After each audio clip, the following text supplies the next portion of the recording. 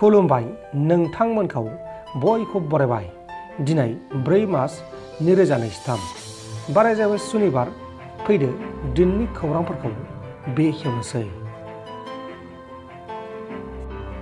आसामनि गुबुन गुबुन जिल्लाफोराव गावनि फिसायखौ बुथारनाय, गावनि बिसिखौ बुथारनाय, सोरखौबा बुथारनानै फ्रिजआव सोना दोननाय बायदि बायदि जाथाया जागासिनो दङ। बेबायदिनो आसामनि कामरुप डिस्ट्रिक्टनि सिङाव थानाय बक' ओनसोलाव सासे दुथां फिसाया गावनि गोरबोआव गथ' गोनां बिसिखौनो इनाय बुथारदों। दायनिगिरि दुथां फिसाया गावनि बिसि थाखासेयावबो, गावनि बिसिया गोरबोआव थाखासेयावबो गुबुन सासे सिख्लाजों गोसो थोलायखुमायोमोन। बेनिखायनो दुथां सुबुङा बे जाथायखौ इनाय खालामदों आरो दुथाङा पुलिसजों एरेस्ट खालामजादों। गावनि बिसिखौ बुथारग्रा दायनिगिरि दुथां फिसानि मुङा जाबाय आक्तार हुसेन आरो बिनि बिसिया 2 दाननि गोरबोआव दंमोन। दा बेखौ एरेस्ट खालामनानै आयेननि बायदि एबा जोबथेसालियाव दैथायहरनाय जाबाय। लोगोसे बे जाथायखौ लानानै ओनसोल नाङैनो सोमखिखांदों। मानोना बे दुथाङा गावनि गोरबोआव थानाय बिसिखौनो इनाय बुथारबाय। तामिलनाडुआव तामिल सुबुंफोरनि रागा जोंनाया सोराङाव फैदों। तामिलनाडु रायजोआव गिथाव बाथाव थासारि सोमजिगासिनो दङ। तामिलनाडु रायजोनि गुबुन गुबुन जिल्लाफोराव दाब दाब जायगाफोराव हिन्दी रायग्रा सुबुंफोरखौ लामा सामा मानसिफोरनि गेजेरावनो होसो होसो दांख्लाब सुख्लाब खालामनानै बुथारलाबायगासिनो दङ।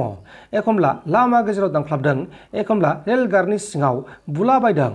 तामिलनाडु रायजोआव तामिल सुबुंफोराल' खामानि मोननांगौनि थाखाय आरो हिन्दी सुबुंफोरा गावसिनि जायगायाव लोब लोब थाफैनायखौ गोजोननाय गैयैनि जाहोनाव तामिल सुबुंफोरा रागा जोंखांनानै बे थासारिखौ खालामदों होननानै मिथिनो मोननाय जादों। आरो बे गिथाव बाथाव थासारियाव गोबां हिन्दी सुबुंफोरा आधार कार्ड नायजायै नायजायै बुथारला जागासिनो दङ। आरो बे थासारिखौ गिखांनानै गुबुन गुबुन रायजोनिफ्राय थाहैनाय सुबुंफोरा गाव गावनि न'खराव फैफिनगासिनो दङ। मानोना तामिल सुबुंफोरजों नाङा फाङा ओरैनो बुथारलाबायजानायखौ गिनानै बिथांमोना गाव गावनि रायजोआव फैफिनगासिनो दङ। लोगोसे गाव गावनि रायजोफोरावनो इन्डास्ट्रि कम्पानि खुलि होनानै गावसोरनो साख्रि नांगौ होननानै सोरखारनिसिम दाबि खालामनाय जादों। गुवाहाटी नोगोरमानि उलुबारि ओनसोलनि फ्लाइअभाराव सासे सुबुंखौ थैना थानायाव बोखांनो हादों। थैनाय सुबुंनि मुङा जाबाय लुत्फुर रहमान, गवालपारा डिस्ट्रिक्टनि थागिबि आरो बेखौ सोरबा दुथाङा बुथारदों होननानै पुलिसआ सन्देह खालामनाय जादों। दा बे जाथायनि सायाव आसाम पुलिसआ गावसोरनि खामानिखौ मावगासिनो दङ। मोनसे सोमोनांथाव आरो दुखुनांथाव खौरां। बिहार रायजोनि सिङाव थानाय सीतामारहियाव जुलिनि फांसन जाबाय थानाय समावनो हौवा गोदाना फुल भलिउमाव डीजे दामनायाव हरखाबै गोलैनानै थैहाबदोंमोन। उनाव गामिनि मानसिफोरा हौवा गोदानखौ फाहामसालियाव लांनायबो जादोंमोन। नाथाय डक्टरा हौवा गोदाना थैबाय होननानै फोसावदों। जेब्ला हौवा गोदान आरो हिन्जाव गोदाना स्टेजआव दंगासिनो दंमोन अब्लानो बे जाथाया जादों। थैनाय हौवा गोदाननि मुङा जाबाय सुरेन्द्र कुमार। आसाम पुलिसनि गुलिजों जिउ गोमानांनाय डिम्बेश्वर मुसाहारिनि नखरनि मानसिफोरा डिम्बेश्वर मुसाहारिनि गोथै सह'खौ नेगासिनो दङ।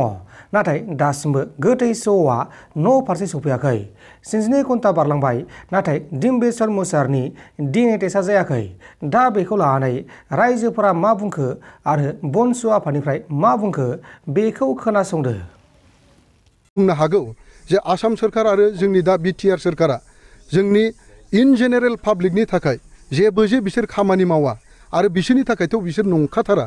बे प्रमान जादों। मानोना दिनै बेफोरबायदि नंखाय इनकाउन्टारखौ दिनै गासैबो मिथिबाय, गावसोरनो प्रमान होबाय।